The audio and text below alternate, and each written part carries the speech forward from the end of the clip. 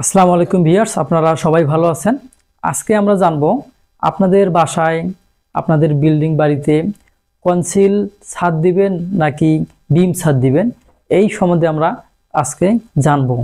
সবাই আপনারা যে বিল্ডিং বাড়িগুলো তৈরি করে থাকেন থাকার জন্য বা অন্য কোনো কাজের জন্য, যাই হোক না কেন, যখনই আপনারা এই বিল্ডিং বাড়িগুলো তৈরি করবেন তখনই আপনাদের মাথার ভিতরে কিছু জিনিস রাখতে হবে, অর্থাৎ আপনাদের ডিজাইন এবং ড্রয়িং সম্বন্ধে জানতে হবে।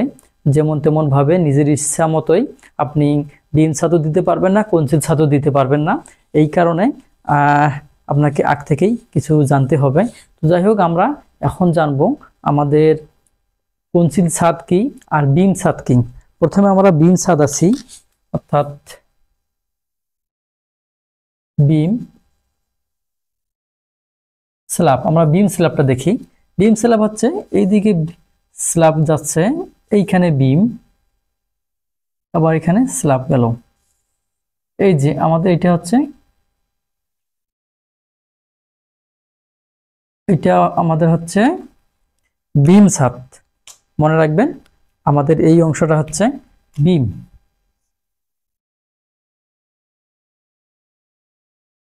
এবং এইটা হচ্ছে আমাদের স্ল্যাব। এখন আমরা আসি আসলে কোথায় আপনারা বিম ছাদ দিবেন আর কোথায় কনসিল ছাদ দিবেন, এই বিষয়ে আমরা এখন জানবো। এই বিম ছাদে আপনারা একটা সমস্যা হচ্ছে যে অনেক সময় যখন ড্রয়িং রুম, ডাইনিং রুম এই জায়গার ভিতরে পড়ে, এখানে যদি এই জায়গার ভিতরে ডাইনিং রুমটা পড়ে বা ড্রয়িং রুম পড়ে, তাহলে কিন্তু উপরে একটা ঝুলে থাকবে বিম। এটা দেখতে একটু খারাপ হলেও আমি বলবো যে অবশ্যই আপনারা সব সময় চেষ্টা করবেন এই বিম ছাদ দেওয়ার জন্য। এই ক্ষেত্রে আবার কিছু দিক নির্দেশনা আছে। সেটা হচ্ছে, যখনই আপনাদের এক কলাম থেকে অন্য কলামের দূরত্ব যদি এখানে 15 ফিট হয়, এখান থেকে এইটা কলামের দূরত্ব হচ্ছে 15 ফিট, তাহলে কিন্তু আপনাকে বিমটা সচরাচর ঝুলে দিতে হবে 15 ইঞ্চি। এই বিমটা 15 ইঞ্চি।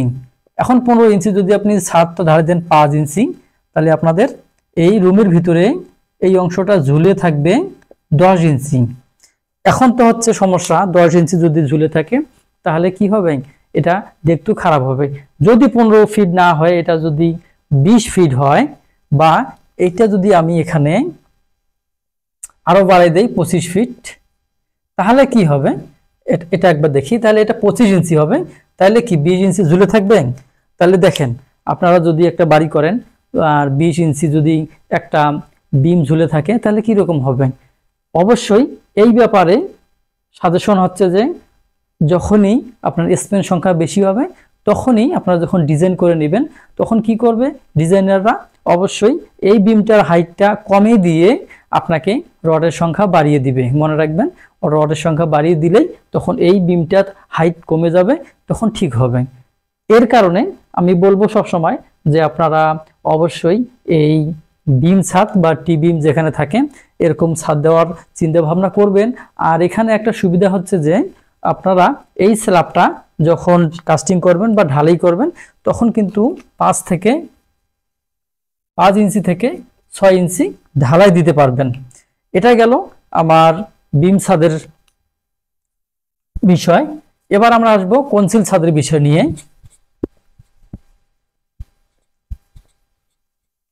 আমরা কনসিল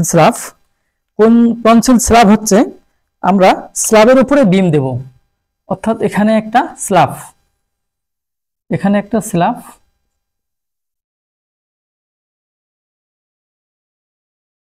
এটাই আমাদের স্ল্যাব। আর এই কনসিল বিমটা কোথায় যাবে? এই স্ল্যাবের মধ্যে দিয়ে যাবে, এই স্ল্যাবের মধ্যে দিয়ে এই বিমটা চলে যাবে।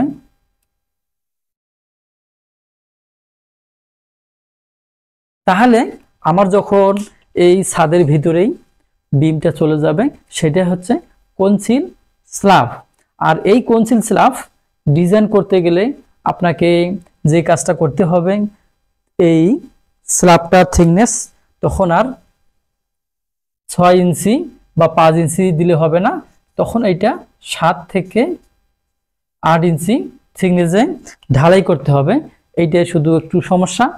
আর আরেকটা হচ্ছে যে যখন আপনি এই বিমটা ডিজাইন করবেন, যদি আমার টি বিমে বা ছাদ বিমে যদি রড থাকে বিম প্রতি আমার 4টা, সেক্ষেত্রে এখানে হবে 6টা বা তারও বেশি হতে পারে। এই হিসেবে কিন্তু ডিজাইন করা হয়। এই কারণে আর যখন কনসিল বিমটা করা হয় তখন কিন্তু স্ল্যাবটা সব জায়গায় ফ্ল্যাট থাকে, সেখানে নিচে কোনো বিম ঝুলে থাকে না। এটা কিন্তু অনেকেরই পছন্দ।